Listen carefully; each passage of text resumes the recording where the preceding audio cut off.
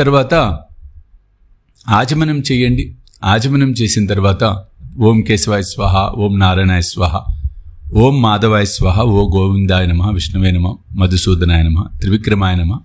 ఈ ఆచమనం మంత్రం చెప్పుకుంటూ ఆచమనం చేసి, ఆచమనం అయిపోయిన తర్వాత ఓం లం గణపతియే నమః, ఓం లం మహాగణపతియే నమః, ఓం లం మహాగణపతియే నమః 5 సార్లు ఈ మంత్రం చెప్తూ బాబాను గణపతిగా భావన చేస్తూ బాబాను పూజించండి విభూతితో.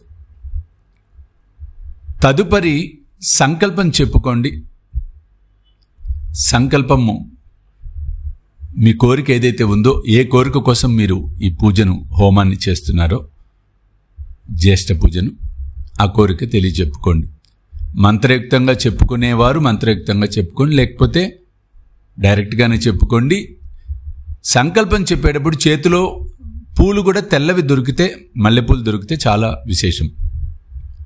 పూలు, అక్షింతలు, విభూది లేదు, విభూది ఒకటి ఉన్న పర్వాలా, లేదు అక్షింతలు లేదు పూలైనా తీసుకొని సంకల్పం చెప్పి మీ కోరిక చెప్పిన తర్వాత వాటిని బాబా పాదాల వద్ద